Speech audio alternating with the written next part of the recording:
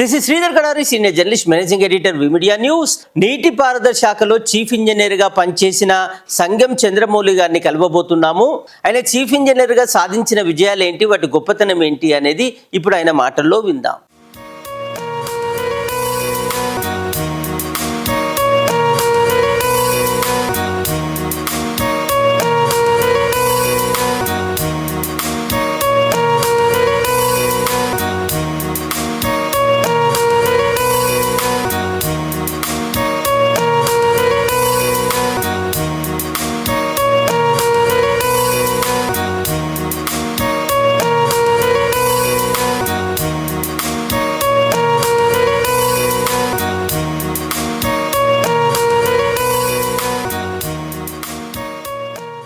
జిజ్ఞాస అనేది ఒక నెలకొల్పాడు మా ఫాదర్. రోజు ఒక పద్యం చెప్పటం, దాని అర్థం చెప్పటం, ప్రపంచం ఎట్లా ఉంటుంది, చదువు ఇది ఇంపార్టెన్స్ అని చెప్పేవాడు ఆయన. దానివల్ల నాకు ఒక చదువు మీద చాలా జిజ్ఞాస ఏర్పడ్డది. మా నాన్నగారే కాదు, మా నాన్న వాళ్ళ నాన్న మొత్తం ఆ వంశం మొదటి నుంచి కూడా సంస్థాన నారాయణపురం ఆస్థాన వైద్యులు. మా తాత ఆస్థాన వైద్యుడు. అక్కడి నుంచి చిన్నగా గ్రాడ్యువల్గా వంశపారంపర్యంగా వచ్చే విద్య ఇది, వైద్యం. ఆ వైద్య వృత్తితోటే కంటిన్యూ చేసుకుంటూ మా నాన్నగారు మా ఊరిలో తొండలాయిలో స్థిరపడ్డాడు. మా తాతగారేమో రావణపేటలో ఉండేది, కానీ మా తాతయ్య ఇక్కడ తొండలాయికి అవసరం ఉండి వచ్చిండి అక్కడే స్థిరపడ్డాడు. అక్కడనే చాలా ఏంటి మొత్తం ఆయన జీవితం అంతా అక్కడే. అంతే. సంస్థ నారాయణపూర్ ఆస్థాన వైద్యుడు మా తాత వాళ్ళ తాత. ఆయుర్వేద అప్పుడు ఉన్నది ఆయుర్వేదమే. అసలు ఆయన ఎప్పుడైనా కానీ ఎవరు కలిసినా కానీ మేము ఇలా ఆరోగ్యంగా ఉన్నామంటే మీ నాన్నగారి చేతి సలువా, మీ నాన్నగారి చేతి మందు అని చెప్పుకునే వాళ్ళు ఒక్కొక్కళ్ళు ఉన్నారు ఇప్పటికి మా ఫ్రెండ్స్.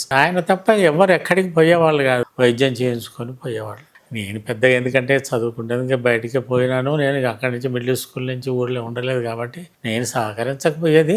కానీ మా నాన్నగారే ఎప్పుడు ఒక మనిషిని పెట్టుకునేవాడు అన్నట్టు. కలవాలు పెట్టేసేసి దినుసులు నూరి మందులు చేసేందుకు, మర్దన చేసేందుకు ఎప్పుడు ఒక మనిషిని, ఒక 4-5 కలవాలు పెట్టుకునేవాడు ఇంట్లో.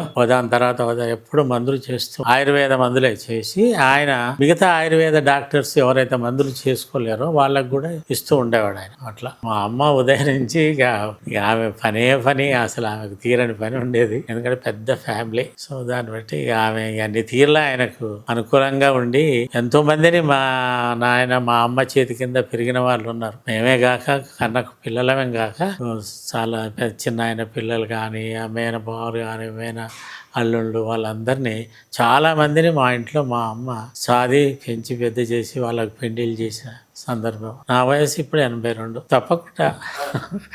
తప్పకుండా ఆయన ఏంటంటే, నేను ఎప్పుడన్నా చదువుకుంటే హైదరాబాద్ వచ్చేటప్పుడు ఆయుర్వేద గోళీలు ఒక చిన్న డబ్బా సీసాలు చేసి ఇచ్చేవాడు. ఎప్పుడన్నా జ్వరం వస్తే గోళీ వేసుకో, లేకపోతే లేదా ఏం అవసరం లేదు, అంతే 1-2 తగ్గిపోద్ది, ఎక్కువ వేయొద్దని చెప్పి చేసేవాడు.